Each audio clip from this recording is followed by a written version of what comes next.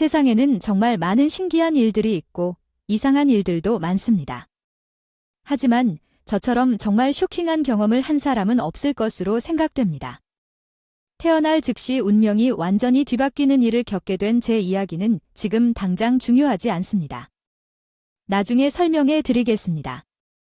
지금 이야기할 내용은 부모님만큼이나 저를 아끼고 사랑해준 거의 이모님의 이야기인데요. 어쨌든 태어나서 정말 기괴한 운명을 다 겪고 자란 사람으로 제 인생에서 큰 사건 중 하나가 저의 8살 때 발생했습니다. 제 부모님께서는 한순간에 차 사고로 유명해지셨고 제가 어린 나이에 도와줘야 했던 것처럼 초등학교 1학년 때 가정통신문 하나도 제대로 읽을 줄 몰라서 준비물을 가져갔었습니다. 나이가 어리다는 이유로 혼자 준비할 수 없는 나에게 부모님 2분이 모두 사고로 사망하셨습니다. 사실 부모님께서 차량 사고로 사망하셨는데 그 차에 나도 함께 타고 있었습니다. 주말 나들이를 가기 위해 차에 올랐을 때 사고가 발생했습니다. 엄마는 끝까지 나를 품에 안고 지켜주셨고 아버지는 나를 보호하기 위해 최선을 다하다가 직접적인 충격을 받으셨습니다. 부모님의 품에서 가까스로 구조되어 유일한 생존자가 되었습니다. 사고 후 정신을 잃은 채로 병원으로 이송되었고 골절 등 심각한 부상으로 인해 장기간의 치료가 필요했습니다.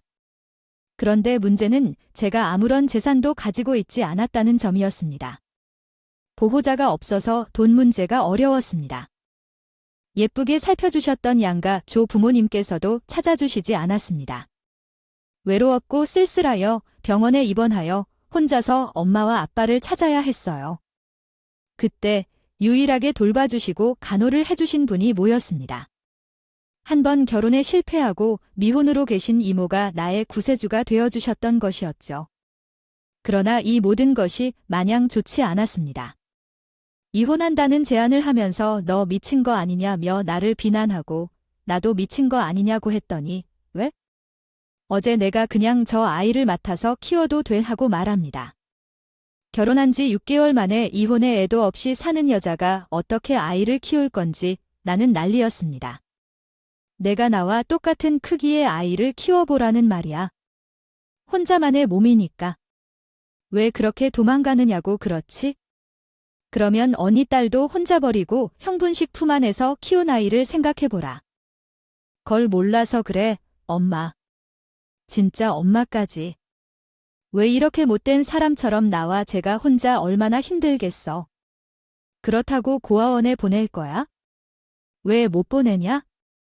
보내면 되지. 내가 아주 작은 집에서 꼴도 보기 싫어. 내가 한이 남아서 눈도 제대로 못 감을 거다. 내 딸을 그렇게 보냈는데 나는 저걸 품에 안고 키우고 싶겠어. 너도 제발 생각 좀 똑바로 해내. 언니 잡아먹은 년이야 뭐 예쁘다고 저걸 키우냐고. 엄마 진짜 말 좀 가려서 해. 애가 다 듣는다고 불쌍하잖아. 혼자 남겨져서 불쌍하잖아. 언니가 그렇게 열심히 키워오는데 내가 왜 못 맡아서 키우는데? 나 재혼할 생각 없는 거 알잖아. 오죽하면 결혼 6개월 만에 이혼을 했겠어. 혼자 적적하게 사느니 조카를 키우면서 살면 좋지. 조카 좋아하시네. 너 분명히 나중에 후회할 거다. 저거 무슨.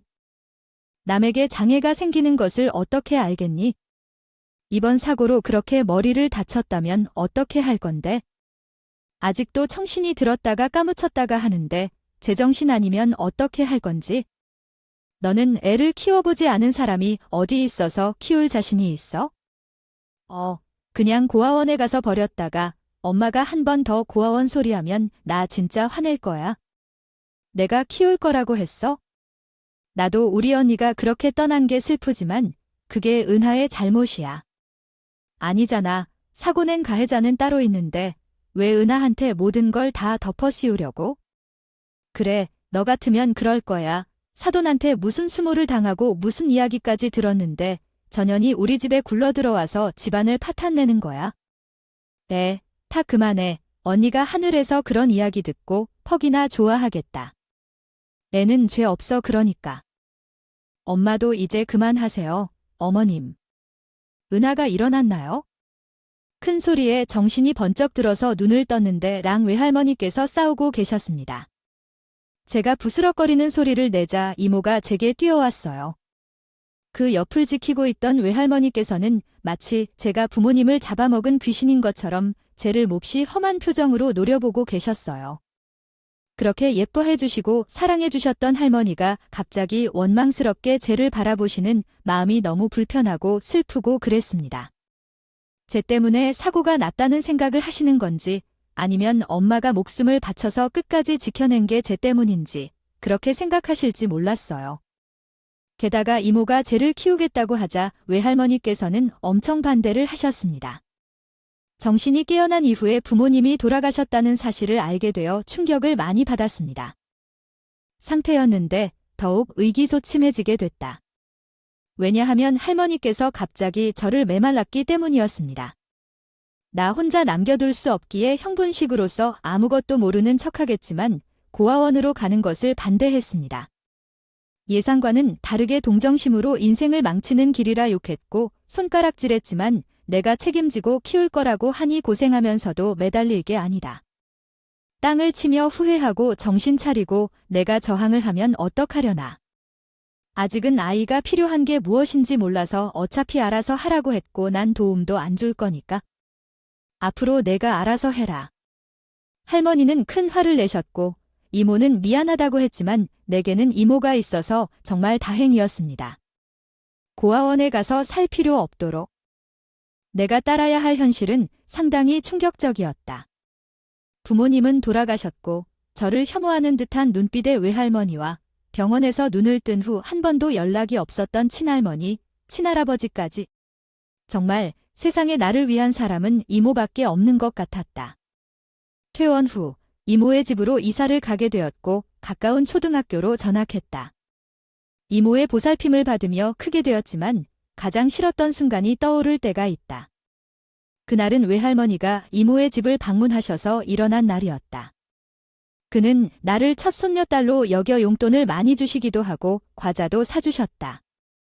정말 예뻐해 주시던 분이었는데 사고 이후에 저를 엄청나게 밀어내시고 싫어하셨어요. 처녀는 각설이 럼 악자 같이 살아있네요. 아, 너야말로 우리 집안의 불행을 가져온 씨앗이에요. 년만 없었으면 내 딸이 그렇게 억울하지 않았을 텐데요. 외할머니는 어느 날부터 제 이름을 부르지도 않고 2년 전년이라고 불러주셨어요. 고작 초등학교 저학년인 저에게 너무나도 달라진 외할머니의 태도는 큰 상처를 남겼어요. 예쁨을 받으려고 괜히 애교도 부리고 치근거리기도 했지만 그때마다 매정하게 저를 툭툭 치며 내어놓으셨어요. 너무나도 서러웠어요. 엄마, 내가 은하한테 그렇게 부르지 말랬잖아요. 예쁜 이름이 있는데 왜 2년 전년 하고 불러요? 애가 얼마나 눈치가 보였으면 평소에는 애교를 부리지 않았는데도 옆에 붙어 다니면서 어린이들은 꽃으로 때리는 거 아니라는데 예쁘게 다루겠다고 하네. 우리 딸이 죽어서 욕을 먹고 있는데 누가 남는 것인지에 대해서 이야기하는 건 어떤 소리야. 너희 엄마가 그렇게 미워해서 어린애들이 붙었어요. 아이고, 그 말에 억울하지도 마라. 아주 성모 말이야. 제가 늘 이모에게 미안한 마음을 품으며 죄인처럼 살았어요. 중학생이 되고 고등학생이 되면서 외할머니의 이유 모를 궁금증을 안고 자랐죠. 이모를 거부해 손가락질을 하는 사람들도 있었지만 이모는 그런 이야기에 신경 쓰지 말라며 달랬어요. 은하야, 내 엄마가. 언니가 너를 그렇게 지키고 떠난 것에는 다 이유가 있지 않겠니? 너를 살리고 하늘나라에 갈 이유가 있었던 거야. 그러니까 다른 사람들의 말이 너무 신경 쓰지 않았으면 좋겠어. 이제는 내가 은하의 엄마, 아빠, 이모 할머니, 할아버지 전부 다 되어질 테니까 걱정하지 마. 내가 우리 은하한테 아낌없이 사랑을 줄게. 이모가 그렇다고가 많은 것도 아니었어요. 이모랑 저랑은 고작 24살밖에 차이가 나지 않았었거든요. 저는 이모만 의지를 하고 살았었는데 사실 어린 나이에 초등학생인 조카를 키워야 했으니 이모 혼자서 저를 키우기가 얼마나 힘들었겠어요. 그 당시에는 몰랐죠. 다 크고 보니 그렇더라고요. 그렇게 세월이 흘러서 제 나이가 26살에 남성복을 파는 매장에서 일을 하고 있었는데 그 매장이 아울렛에 있었거든요. 매장을 관리하는 본사팀에서 일하는 남편과 눈이 맞게 되어 결혼까지 하게 되었어요. 어찌 보면 조금 늦은 나이이긴 하지만 제가 빨리 결혼을 하게 된 것에는 이유가 있었어요. 우리 이모가 신인 나이에 혼자서 저를 키우며 살면서 저에게는 엄마나 다름없는 존재가 되어주셨는데 나의 신에 좋은 사람을 만나게 된 것이었어요. 이모도 여자니까 사랑을 받고 싶고 사랑을 주고 싶은 감정이 생길 수 있잖아요. 연애를 하는 것까지는 좋았지만 연애를 하면서 은근히 제 눈치를 보시더라고요. 아무래도 저에 대한 책임감이 만들어낸 불편함 같아 보였어요. 저는 하루 빨리 결혼을 해서 분가를 해야 우리 이모도 제 눈치를 보지 않고 연애를 마음 편히 할 수 있을 거라 생각했어요. 나아가 재혼을 하게 될 수도 있습니다. 그래서 저는 마음이 맞는 사람을 만나자마자 결혼하기로 결심했고 시댁에도 인사를 드리러 가게 되었습니다. 첫인사를 드리러 가는 날 저는 매우 긴장했습니다. 이유는 이전에 다른 사람들로부터 부모를 잡아먹는 연을 듣고 시댁에서도 이유 없이 싫어하고 미워할까봐 걱정이 많았기 때문입니다. 그래서 시댁에 인사를 가는 날은 뜻졸아서 긴장을 해 배가 살살 아프더군요. 긴장해서 배가 아픈 거 아니야? 그럴 필요 없다니까? 우리 부모님들은 정말 좋으신 분들이시니 당신을 싫어하실 리 없으니 너무 긴장하지 마세요. 만약에 우리 부모님들이 싫은 소리를 하려고 하면 내가 딱 막아서 주겠어요. 나만 믿어. 알았지?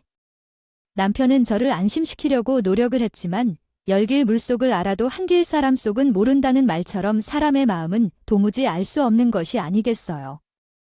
근데 고민을 하고 긴장을 했던 게 무색할 정도로 제 예상은 완전히 빗나가게 되었죠. 시어머니가 제 이야기를 대충 전에 들었던 건지 저를 보자마자 제 손을 꼭 잡아주시면서 눈물이 뚝뚝 흘리시는 거예요. 아이고, 우리 며느리 얼굴을 드디어 만났구나. 그동안 그 어린 것이 얼마나 마음고생이 많았을지. 이 어린 것에게 왜 그런 시련이 붙어서는 건지. 이제 아무 걱정도 하지 말아라. 내가 우리 며느리 아가의 든든한 가족이 되어줄 테니 아무 걱정도 하지 마. 이제 우리가 함께하네. 가족이 되니까 너를 키워주셨다는 이모님도 그렇고 우리 며느리도 그렇다. 행복한 삶을 살 수 있도록 서로 노력하고 보듬어주고 그렇게 하자. 알겠지? 제가 무슨 말을 해야 할지 몰라서 가만히 있는데 불쌍한 것도 고생했다 하시며 저를 꼭 안아주시기도 했어요. 그 품이 너무 따뜻하더라고요. 저는 시댁에 처음 인사를 드리러 간 날 정말 곱게 차려입고서는 아이처럼 엉엉 울고 말았어요. 시댁에 인사를 드리고 집에 돌아갔는데 글쎄 저 눈이 퉁퉁 부어 있으니까 이모가 엄청나게 놀라시더라고요. 아유, 난 또 그 집에서 대차에 반대를 해서 눈이 퉁퉁 부어버릴 정도로 울었는지 알았지 뭐야? 아휴, 그래도 너무 다행이다. 우리 은하 예뻐해 주시고 평생 가족이 되어 주신다고. 하니 내가 아무 걱정도 없어 정말 좋아. 시댁을 만난 것 같아서 너무 행복해. 우리 은하는 정말 좋은 사람을 만나서 시집가게 해주려고 많이 밀었거든. 아신내 소원이 이루어졌어. 준비도 어렵지 않았어. 남편이랑 함께 모았던 돈으로 아주 작은 신혼집을 구하고 혼수도 시댁과 이모가 득실이 꽉 채워주셨거든. 정말 얼마나 감사했는지 결혼 준비도 탄탄하게 진행됐어. 남편과 함께 축하 속에서 결혼식을 올리고 신혼여행도 다녀왔어. 결혼식에서 시댁에서 배려를 받은 덕분에 이모와 이모 남자친구가 주석에 앉을 수 있었어. 비록 제 당신이 낳아주신 부모님이 아니었지만 저를 키워주신 내내 때문에 결혼식 날 이모에게 큰 절을 올리는데 눈물이 뚝뚝 떨어졌어요. 어떤 날 비록 내부 이면에 사촌과 가족이 있더라도 아무도 참석하지 않으며 이모만 조용히 있었지만 우리 이모는 일당백이 아닌 저는 매우 불안했습니다. 남편과 결혼한 뒤 이모와의 만남을 조금 줄여나가기 시작했습니다. 이때도 이모는 서운해했지만 제 마음을 이해해 주었고 여전히 젊은 이모가 지금이라도 좋은 사람을 만나서 더 나은 삶을 살 수 있었으면 하는 생각 때문에 일부러 그렇게 행동했던 것 같습니다. 솔직히 말해서 조카가 붙어 다니면 남자친구 입장에서는 제가 걸림돌이 될 수도 있다는 생각을 했기 때문입니다. 나는 조금은 서운해하고 있는데 아니라고요. 조카가 나와 사위가 잘 어울리는 걸 환영하나 보지만 나는 너무 많이 내 연락을 피하는 것 같습니다. 아니야, 나도 우리 은나를 보고 싶은데 자꾸 시간이 없다고 바쁘다 하면서 거절하니 좀 그러네. 이모는 남자친구랑 잘 지내는 거랑 결혼은 다른 문제라고 했잖아. 이모도 결혼 한 번 실패한 이후에 완전히 결혼 생각을 접었다고 그래? 자꾸 그런 걸로 부담을 가지고 나랑 만나는 걸 피하려고 하는 거지? 아니야, 뭐 두 분이 잘 지내고 계시니까 재혼할 수도 있겠다 싶은 거지? 그리고 이모 남자친구가 이모랑 결혼하고 싶어 하는 거야? 나는 이모가 정말 좋은 사람 만나서 연애를 하고 있으니까 하루빨리 재혼해서 이모의 가정을 꾸리고 싶어 하는 거지. 그동안 나 키우다가 고생 많이 했잖아. 결혼이랑 연애랑 다른 거야? 연애할 때는 누구보다 좋은 사람인데 결혼하면 아닐 수도 있다는 거야? 이모가 이미 한 번 다녀온 사람으로서 정확하게 알아. 그러니까 이모 최혼 얘기는 이제 그만하도록 하자. 우리 어머님이 그러는데 여자는 가정이 있어야 행복한 법이라고 그랬어요. 나는 우리 이모도 행복한 여자가 되었으면 하는 거라고 생각해. 나를 얼마나 정성으로 사랑해 키웠는지 잘 알고 있으니까 이모도 누릴 수 있는 행복을 충분히 누렸으면 하는 거야. 이모는 그냥 허두이 짓긴 했지만 제 말에 고민을 하는 듯해 보였어요. 저는 이모가 재혼을 했으면 좋겠다고 진심으로 생각했어요. 결혼을 하고 6개월이라는 시간 동안 저랑 남편은 알콩달콩한 신혼을 보냈는데 남편이 저보다 7살이 많았어요. 그리고 남편에게는 저보다 3살 많은 여동생이 있었는데 여동생이 은근히 복병이었어요. 시어머니도 안 시키는 시집살이를 하나요? 제게 시키려고 했기 때문이었어요. 솔직히 올케가 나보다 어리니까 말은 나듯이 해지. 올케가 남성복 매장에서 일을 하고 있다고 들었는데 남자 옷 좋은 거 있으면 우리 아빠 선물도 좀 하고 그래? 며느리가 되어서 어쩜 이렇게 시댁에 올 때마다 빈손으로 오고 있어? 아울렛 여성 매장에는 친구 없어. 나 이번에 준 명품 원피스 하나 가지고 싶은데 직원 할인한대. 아, 저는 그냥 일반 매장 직원이라서 저보다 아울렛 매장 관리직으로 있는 의가 훨씬 할인받기 쉬울 것 같은데요. 한번 부탁해보시면 어떨까요? 참나, 우리 오빠한테 그런 걸 어떻게 부탁해? 오빠가 매장 관리직인 매장에 찾아가서 할인 좀 해달라고 하면 얼마나 조막 팔리겠어? 오키는 참 생각도 없다. 오빠가 바깥 생활하면서 남들에게 빌빌대면서 돌아다녀야겠어. 오키가 좀 알아서 하면 좋겠지? 아울렛에서 받을 수 있는 할인, 이벤트거나 공짜 상품을 알아서 챙겨오면 어디가 더 나을지. 저도 일개 직원이긴 하지만 그런 건 쉽지 않아요. 오히려 그런 말을 하는 게 더 어려운 입장이죠. 제가 어디 사장님 다니고 직원으로 있는 것뿐인데 와 단순히 안 된다고 크게 말하는 거야? 아, 진짜 시대가 어려운 줄 모르겠네. 이건 다 우리 엄마가 칭찬하는 말을 받아서 입에 치는 시간도 없이 칭찬을 하니까 기고만장한 것 같아서요. 신우는 하찮은 사람인데도 저를 구박했었는데 결혼 7개월 차에 임신하게 되었어요. 그것부터도 알리고 싶고요. 이모에게 하나 부탁해야겠어요. 이모는 진심으로 축하를 해주셨고 저에게 뭔가 부탁할 게 있어요. 이모께서는 있다고 말씀하셨어요.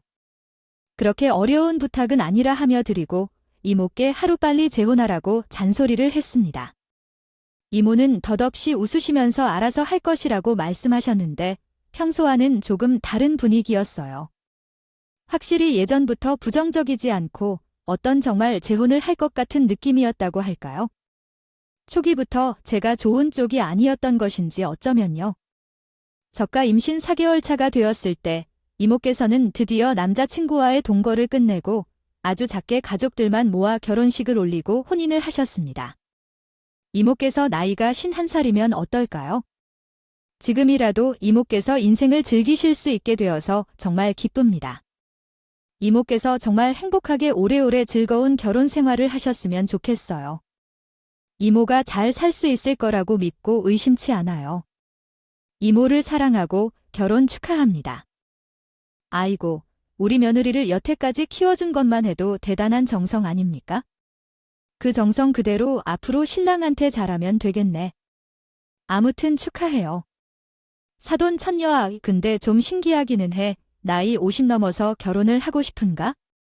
나 같으면 전화하면 그냥 혼자 살겠다고 마음을 먹을 것 같은데. 솔직히 결혼이 뭐 도안이고 굳이 해야 하는 의무도 아닌데. 지금 나이에 결혼해서 뭐 할 거야? 아우 징그러워. 시댁 식구들도 다 같이 축하를 해주었는데 우리 신우가 삐죽거리면서 말을 하는 게 아니겠어요. 도대체 축하만 해줘도 모자랄 판을 왜 조카 치는지. 거기다가 축의하는 그런 소리를 하면 제가 아무 소리 안 하겠다고 말입니다. 앞으로 행복하게 살겠다는 다짐하는 사람들 앞에서 왜 그러는지 이해를 할 수가 없었어요. 아마 본인이 노처녀로 늙고 죽을 것 같아서 자격지심에 하는 말인 것 같은 생각이 들었지만 소라는 거기서 끝나지 않았어요. 시어머니의 결혼식장에는 나이가 80에 가까운 우리 외할머니도 참석했는데 외할머니는 저를 보자마자 다시 한번 대지를 하고 욕을 했어요. 부모를 잡아먹은 놈이 왜 여기 나타나서 우리 딸이 어떤 오해를 받고 운명을 썼는데 너 같은 놈이 여기 나타나 초를 지냐고. 아이고, 할머님, 남의 며느리한테 이게 무슨 말이에요? 할머니께서 이유를 도둑 모르겠어요. 따님을 하늘나라에 먼저 보낸 마음을 제가 어떻게 이해하겠어요? 말려 어디 한 그게 우리 며느리에게 잘못은 아닌 거겠죠? 그런 소리로 상처받지 마세요. 아이고, 아주 좋은 소리 하고 계시네요. 저 사람을 어떻게 가족으로 받아들이고 앉아 있어야 하는지 모르겠어요. 내 분통이 차면 무슨 일이 벌어질지 모르겠어요. 나이를 먹었는데도 전현의 얼굴만 보면 마음이 아파요. 전현이라는 사람은 가족들을 다 혹시 잡아먹은 사람이라고 사후에 후회하게 될 것이라 생각해요. 나이를 먹은 사람이 빈말을 하는 것 같지만 인간은 다 겪어봐야 하는 법이라 생각해요. 도대체 몇십 년이 지나도록 왜 여전히 그 사람이 제게 책임을 떠넘기는 거죠? 언제 내가 우리 부모님을 해치웠다고 말한 적이 있었나요?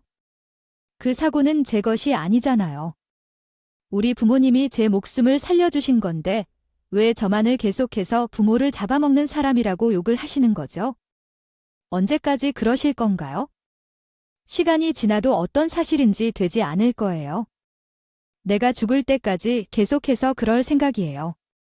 우리 딸이 억울한 일을 겪는 것은 내 사람 때문입니다. 운명을 쓰고 죽어서도 욕을 먹지만 내가 아주 한임에게 그들 죽이게 되어 남지만 잠도 못 자고 저승사자가 언제 올지 모르겠는데 내가 연희랑 같이 저승을 가려고 마음까지 먹었다고. 왜 제가 데리고 가려는지 싫게 세웠을까요? 죽어서까지 마주하고 싶지 않아 하는데 나도 할머니가 싫으니까 우리 서로 모르는 사람처럼 살자던가 웃음이 끊이지 않아야 할 자리에서 음으로 변했고 시어머니는 발을 동동 구르며 제가 말을 막았어요. 그것이 문제였을까요? 아니면 외할머니가 저승으로 함께 갈 것을 말했던 게 문제였을까요? 이모의 결혼식이 끝나고 2달이 더 지나서 안타까운 일이 발생했습니다. 유산을 했습니다. 임신 6개월 차에 접어들었고 생각지도 않은 일이 벌어져서 온 가족들이 망연자실했어요.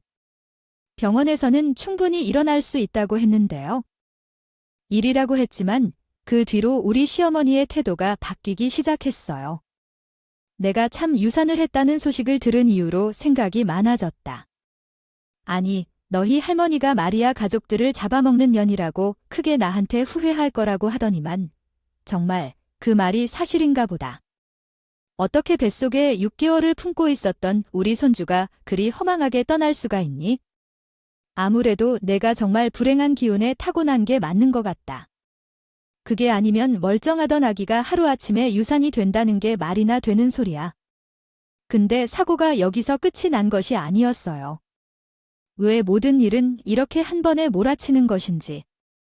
유산의 아픔이 책하시기도 전에 우리 남편이 아울렛 관리직에서 잘리게 된 것입니다. 근데 이것도 글쎄 추문이 붙은 죄였어요. 우리 남편이. 글쎄 분실물이 발견되어 수거하는 장소에서 물건을 훔치는 일이 발생했습니다. 그 물건은 값비싼 휴대폰이었고 블루투스 이어폰과 같이 고가의 제품들을 다시 훔쳐서 판매하려 하던 것으로 드러났습니다. 이에 적발되었고 남편은 억울하다며 변명을 했지만 아울렛 측에서 CCTV 증거가 있다고 밝혔고 남편은 단지 분실물이 무엇인지 궁금해서 구경하러 갔던 것뿐이라고 박박 주장했어요. 하지만 CCTV 증거에서 남편이 주머니에 물건을 넣는 모습이 명확히 찍혀 있었습니다. 저는 그 영상을 직접 확인했고 남편이 그런 행동을 한다는 사실이 너무 충격적이었습니다. 하지만 시댁은 남편을 믿어주지 않으며 계속해서 저에게 압박을 가하며 이를 부인했는데 사실은 그것이 아니라 바지 주머니 속에 더러운 물건이 있었던 것이었습니다. 닦았는데 그걸 주머니에 넣은 건 아니었어. 그게 영상에선 그렇게 보이는 거라고 했잖아. 넌 마누라로 남편을 믿어주지 않으면 어떻게 해? 내가 속 안 나도록 정말 노력했는데 어떻게 불행의 씨앗이라는 말을 들어야 했던 거지? 결국 듣고 살았던 게 그런 암덩어리 같은 존재야. 잘못은 남편이 했는데 시댁에서 눈치밥 먹고 구박을 받는 건 나였어. 남편이 결국 피해자가 되고 소송을 걸고 벌금을 물게 됐어. 초범이라서 집행유예는 됐지만 벌금은 많이 물었어. 명예로운 퇴직도 아니었기 때문에 퇴직금도 못 받았어. 아울렛에서 이미지를 훼손했다며 민사소송을 걸었어. 법정에 가야 했다. 이자가 붙어 있었기 때문에 우리 부부는 신혼집을 정리하고 시댁에 들어가 살게 되었어요. 전부 해결할 수 있는 돈이 없어서 신혼집 자금으로 벌금을 갚아야만 했거든요. 그 뒤로 제 본격적인 시집살이가 시작되었어요. 애도 가지지 못하고 너 때문에 우리 아들의 인생까지 망한 거 아니냐. 너야말로 진정한 불행의 씨앗이다. 왜 다른 사람도 아니고 내 할머니가 그림을 알려는 자 알겠다. 아니라고요. 내 일부러 결혼할 때 내 할머니 초대하는 것도 이 모든 사실을 알렸을까 봐 그런 거지? 이런 게 아니에요. 어머님, 잘못은 의가 저질렀는데 왜 모든 걸 제 탓으로 떠넘기고 그러세요? 저는 아무 짓도 하지 않았어요. 어머님, 저한테 왜 그러세요? 왜 그러긴 너랑 결혼한 이후에 우리 아들이 변해버렸지? 네 우리 아들이 생전 물건을 한 번 훔쳤어. 이런 내용의 한국어 문장은 이해하기 어렵습니다. 몇 가지 오류를 수정하여 명확한 의미를 전달할 수 있도록 수정해 드리겠습니다. 본 적이 없는 놈인데 너 때문에 이렇게 된 게 아니겠지? 아기가 들러붙은 년이 시끄러워 술을 마시고 있는데 누가 이렇게 큰 소리를 낼래? 술 마시면 땅이 떨어지게. 시방구야, 내가 내 이야기 하지 말랬지? 억울하다고 했어, 안 했어? 이게 같은 집구석에서 내 편을 들어주는 사람 하나 없는 이곳이 내 집이라는 게 믿기지가 않아. 다 나가, 다 때려 붙을 거야. 남편은 매일 술에 빠져 살면서 집 안을 지키며 부서댔고 시어머니는 그런 남편을 보면서 계속해서 제 탓을 해대었어요. 남편이 이렇게 변해버린 것에 대해 제 탓을 하지 않으면 견디기 힘들어졌기 때문에 이해를 하겠지만 저는 억울하고 서러웠습니다. 평생을 이모를 제외한 다른 가족들에게 탓만 당하는 사람으로 살아야 한다는 게 속상했어요. 이렇게 수정된 문장은 더욱 쉽게 읽고 이해할 수 있을 것입니다. 베이팔러노미엘 정확한 내용은 아닙니다. 그저 보다 이해하기 쉬운 언어로 변환한 것일 뿐이니 참고 바랍니다. 수모가 겹치는 와중에 이모에게 불행한 일이 생기고 그 상황에서 세상이 무너지는 줄 알았습니다. 이모부가 이모에게 손찌검을 하는 것을 알게 되었고 어느 날 시댁에서 저에게 불행을 몰아오는 연달이라 욕을 하여 너무 속상했습니다. 그래서 급작스럽게 이모를 보러 갔더니 이모는 선글라스를 쓴 채로 나와서 당황했습니다. 선글라스를 대낮에 쓰는 것은 이상하지 않지만 내부에서도 쓰고 있는 것은 더욱 이상했습니다. 이모에게 선글라스를 벗으라고 요구했지만 그의 반응은 놀랍게도 냉담했습니다. 그 상황에 충격을 받아 입을 벌리게 되었고 이모는 힘들게 고개를 돌리려 했지만 숨길 수 없었습니다. 이것이 모부의 행동이라면 경찰에 신고해야 하는 건 아닌지 당장 판단할 수밖에 없었습니다. 이렇게 수정할 수 있습니다. 하고 있어. 이번이 처음이야 아니면 여태까지 계속 이랬어. 이모 말 좀 해봐. 증거는 증거 있어? 이번이 처 아니야. 이전에도 몇 번 그랬는데 이번이 조금 심하게 경찰에 신고할 생각. 내가 안 해봤겠어. 보복이 두려워서 신고를 할 수가 없어. 이 모든 것이 전부 저의 탓만 같았어요.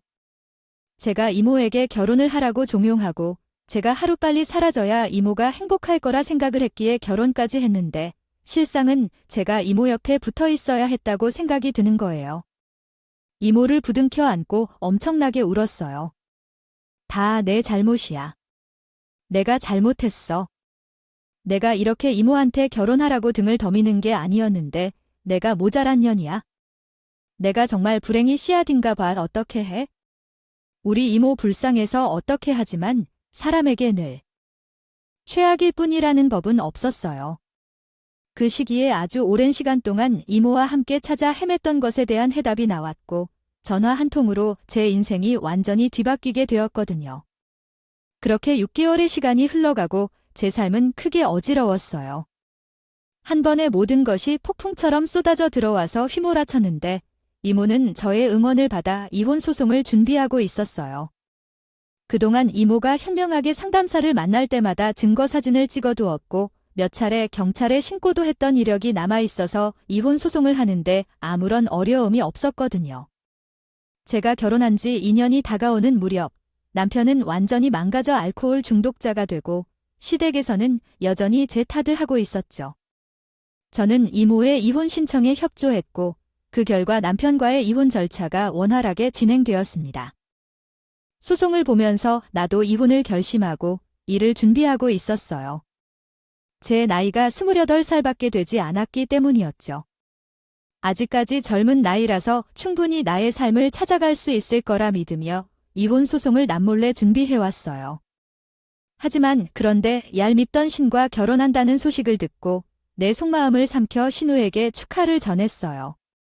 이혼 소송을 준비하고 있다는 사실은 시댁의 비밀이 아니었기 때문에 계속해서 같은 모습으로 견뎌내고 있었거든요. 어느 날 아가씨가 결혼한다는 얘기를 들었어요. 어떤 분과 결혼한다는 거예요? 정말 진심으로 축하드립니다. 어디서 듣셨어요? 아, 엄마가 또 입방정을 떨었나 봐요. 그럼 이번 주 토요일에 집으로 그분이 인사하러 오신다고요? 제가 오기로 했거든. 내가 나 외동딸이라고 그랬거든. 어차피 오빠는 저렇게 망가져 버려서 있는 둥 마는 둥 하는 사람이나 다름없고 너는 우리 가족이라고 하기엔 너무 모자라자. 아내 외동딸이라고 그랬다고요?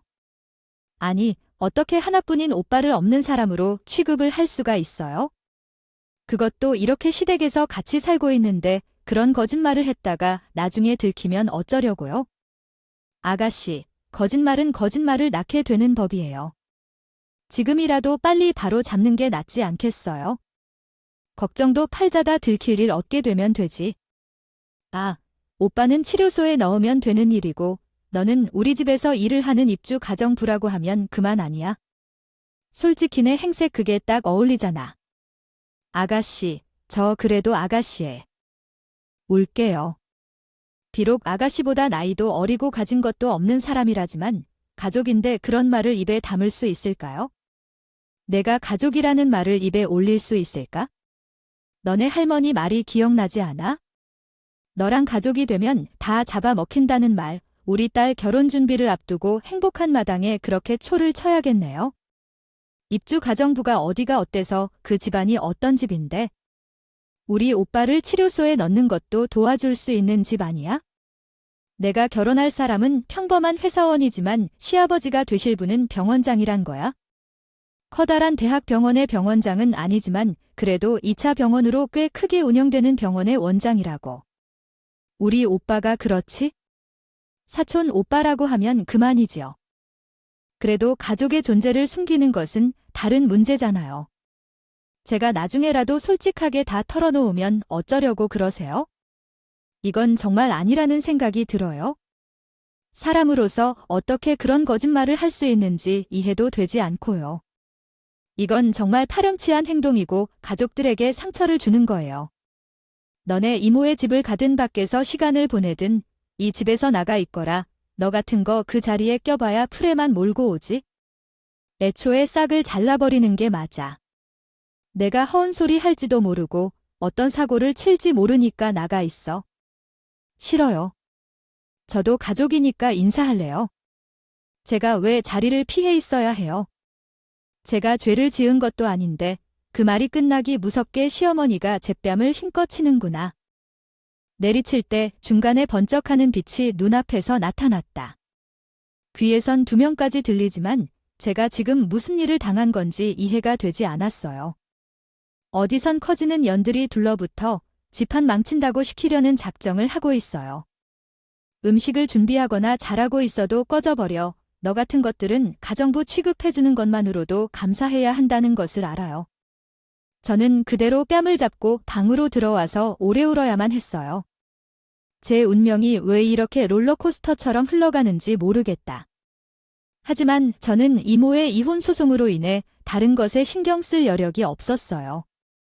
신우가 결혼 준비를 하고 있는 동안 그동안 이모가 모은 증거에 대한 이야기를 나누어 주었고 이모가 다치실 때마다 찍었던 사진과 이모 부하의 연락처를 모두 가져 있었기 때문에 변호사를 만나 이야기를 나누고 심신이 약해진 이모를 위해 발버둥을 쳐 일처리를 하였습니다. 그런 까닭에 정신이 없었을 수밖에 없었거든요. 그래서 신우의 결혼 준비에 참견할 시간도 없었어요.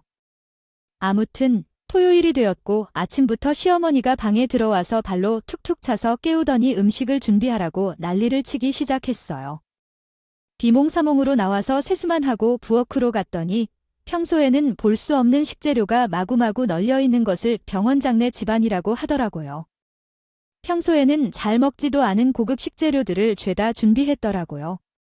너는 해가 든 지가 언제나 아직까지 피몽사몽이라고. 아무튼 정신이 없다니까 내가 오늘이 중요한 날이라고 며칠 전부터 이야기를 했는데. 아무튼 손이 많이 가는 음식들을 해야 정성이 돋보이는 법이다. 얼른 준비하자. 우리 집에서 생활비 한 푼 안 내면서 이런 거라도 해야지. 어머님, 시간이 넉넉하다고 해도 만들어두는 음식들 중에는 맛이 없는 것도 있죠. 이걸 어떻게 다 준비해야 할지 고민이 되네요. 여기서 몇 가지만 추려서 준비하는 것이 더 좋을지도 모르겠어요. 내가 우리 집에서 뭐를 할 수 있는지 물어보니 이것까지 못한다고 하니 너 내가 생활비를 내냐라고 뭐라냐 하더라고요. 너는 임신까지 했는데 일도 그만두면서 유산하고 난 후에도 일자리를 찾으려는 생각도 없이 우리 아들은 억울하게 이름을 바꾸고 잘리는 일도 겪고 있어. 아이고, 생활비까지 우리가 다 부담하고 있는데 집안일을 열심히 해야 한다는 거 아니겠어요? 내가 하겠다고 하면 절대로 안 된다고 하셨잖아요. 남편이 술을 마시고 난동을 부리면 말릴 사람이 없다고 하시고 파트타임도 더 이상 할 수 없다고 하시더라고요. 아르바이트를 하고 있어서 번 돈은 전부 어머니에게 생활비로 드리고 있습니다. 그런데 왜 돈을 못 드리는지 대답을 하라거나 하면서 얼마나 드릴 건지 물어보지 마세요. 어쨌든 제가 번 금액이 얼마든 들고 와서 말을 하고 있는 시간에는 빨리 업무나 일을 처리해야 합니다. 어머니가 지시하거나 권유를 하실 때 군소리 없이 요구에 응해야 했는데 요즘은 정신없이 음식을 만들던 중에 시간이 많이 흐르게 되더군요. 그리고 신우이의 예비 신랑이 곧 도착할 예정이라는 소식을 듣고 저도 옷을 갈아 입으려 했던 참이었는데 시어머니가 제 뒤에서 나를 잡아막으셨어요. 아, 그런가요? 지금 어디 가는 것이냐고요? 설마 너도 옷을 갈아 입으려 그래? 아휴, 너도 앞뒤를 못 구별해. 정말 인사라도 하겠다는 거야, 뭐야? 아, 예비 신랑이니 당연한 일 아닌가요? 왜냐면 신랑이 될 분이니까요. 그리고 남편이 소리를 대신해서는 안 돼. 아니, 엄마, 지금 뭐 하는 거야? 세상에 어떤 시어머니가 며느리의 머리카락을 자꾸 둘러 협박하는 말을 하는 사람이 어디 있어? 그러다가 시어머니가 다시 한번 저에게 달려들어 제 머리를 잡으려는 모습은 아니겠죠. 그때는 제가 놀랐어서 남편 뒤에 숨었어요. 그래서 우리 남편은 이제 못 참을 것 같다는 듯이 소리를 고래고래 질렀어요. 남편의 소리에 시아버지도 멈칫할 정도였어요. 엄마, 미쳤냐? 고 도대체 앞뒤 사정 하나 모르면서 왜 그런 짓을 하는 거야? 엄마가 무책임하게 가출했을 때 아버지와 예원이 집에 있는 사람들이 돌봐주고 뒤치다꺼리를 해주던 사람이 누구야? 엄마가 우리 집사람을 함부로 대해 남편의 눈이 돌아간 건 아닐까? 갑자기 시어머니에게 달려들었는데 누구의 시어머니라도 그러면 싫을 거야? 멱살을 잡는 거예요. 시아버지는 입을 벌렸고 시어머니는 놀라 소리를 질렀죠. 저도 남편이 그런 행동을 할 줄 몰라서 당황했어요.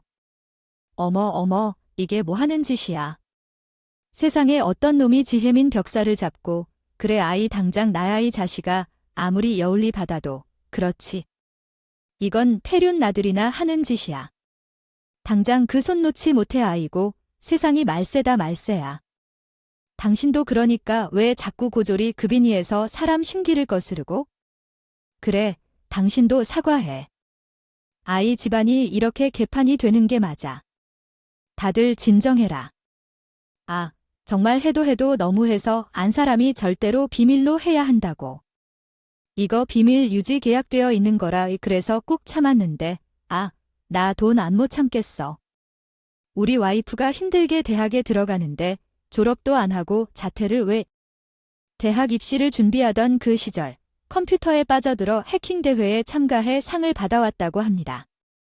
그때 비밀리에 정부가 우리 와이프에게 제한을 두었고 지금은 정부 기관에서 일하고 계신다고 하셨는데 제 이야기를 시작해 보겠습니다. 갑작스러운 얘기에 다들 깜짝 놀랐지만 제가 중고등학교 때부터 정말 잘하는 과목은 정말 잘해서 흥미없는 과목은 전혀 못했거든요. 수학을 특히 좋아하고 잘해서 중학교 때 이미 고등학교 과정의 미적분을 공부하기도 해서 숫자에 뛰어난 능력을 가지고 있었죠. 하지만 숫자가 되는 이유로 우리나라들 공교육을 받다가 한 과목만 잘해서는 아무것도 할 수 없잖아요. 숫자가 재미있어서 숫자만 파고 있던 어느 날 컴퓨터라는 것을 접하게 되었고 코딩을 하고 코드를 짜고 사이트를 만들어 꾸미는 것이 너무 무궁무진하고 재미있다고요. 그래서 정보기술 분야로 대학 진학을 희망했지만 수학을 제외한 다른 과목 성적이 꽝이어서 대학에 진학하지 못했어요. 이로 인해 상심이 매우 크고 그래서 컴퓨터는 그냥 취미 수준으로만 남기고 아르바이트를 시작하게 되었어요. 이렇게 하다가 우연히 고객을 만나게 되었고 대학을 가야겠다는 다짐을 하고 공부를 시작했는데 매우 스트레스 받았어요. 또한 수능을 봐도 성적이 만족스럽지 않아서 대학에 가고 싶은 욕망은 커도 머리가 따라주지 않아서 계속해서 스트레스를 푸는데 신경 쓰고 있습니다. 그때부터 컴퓨터 코딩을 다시 시작하게 되었어요.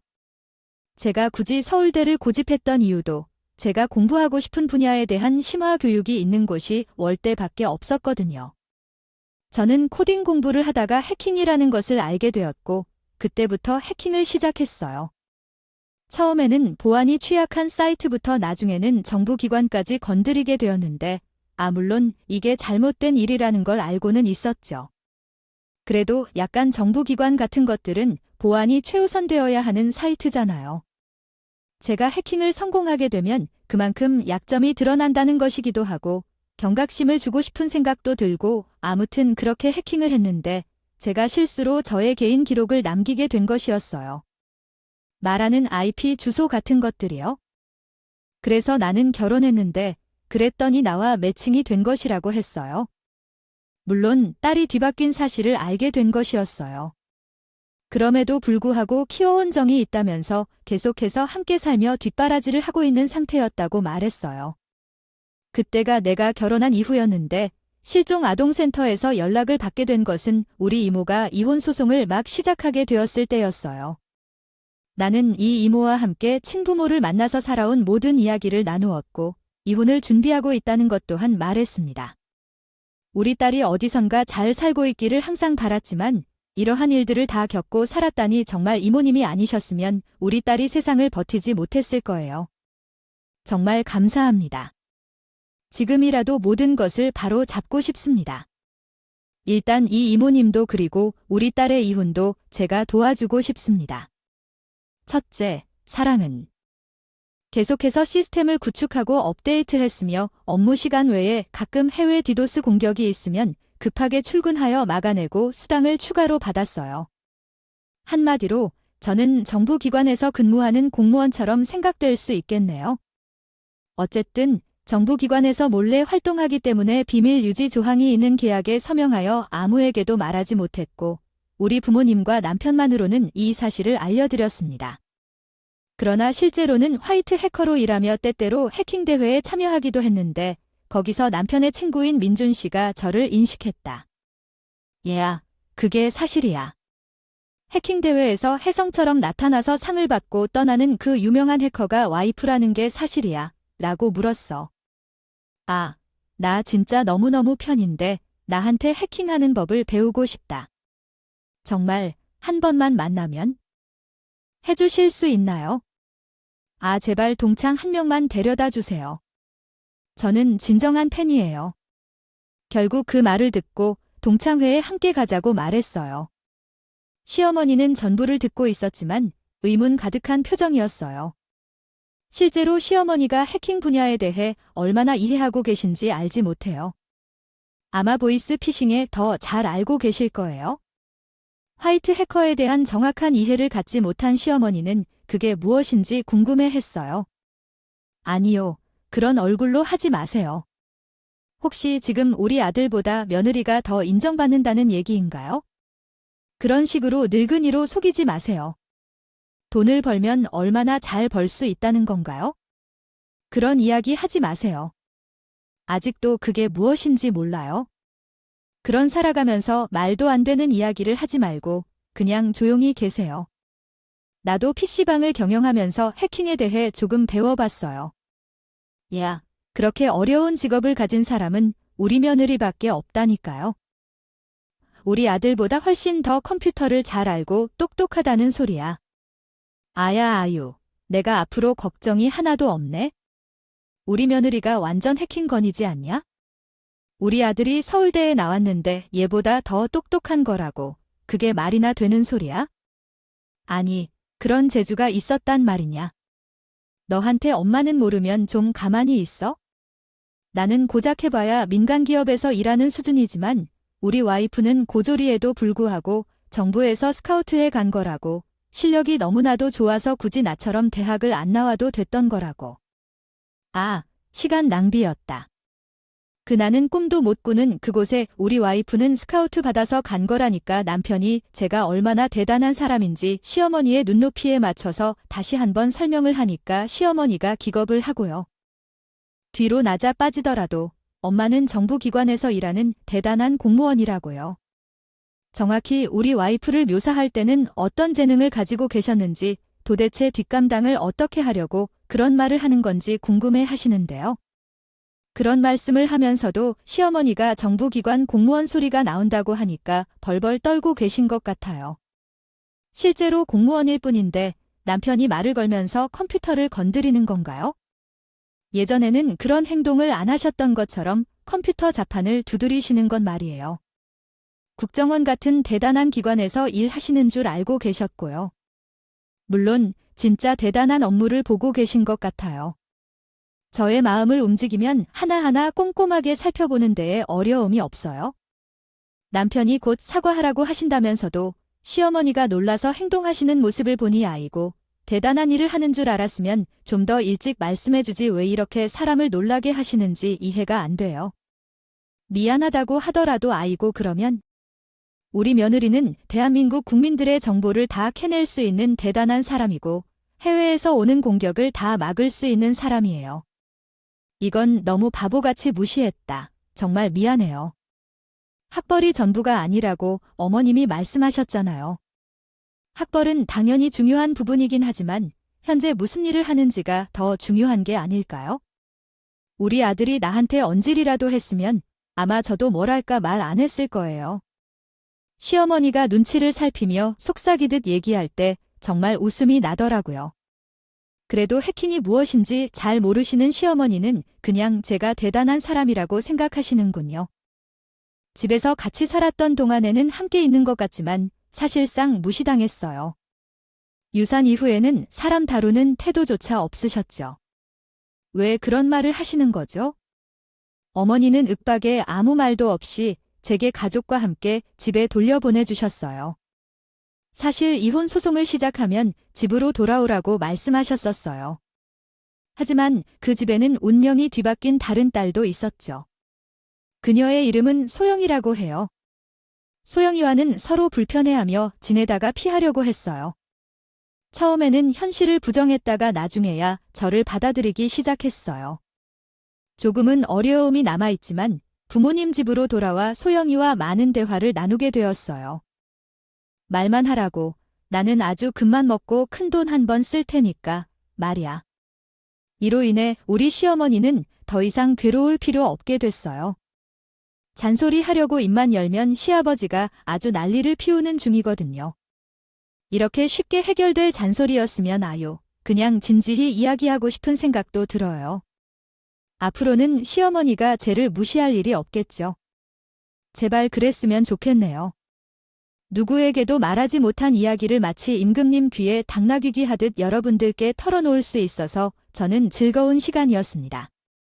여러분들의 시간 또한 즐겁기를 바라며 제 이야기를 들어주셔서 감사합니다.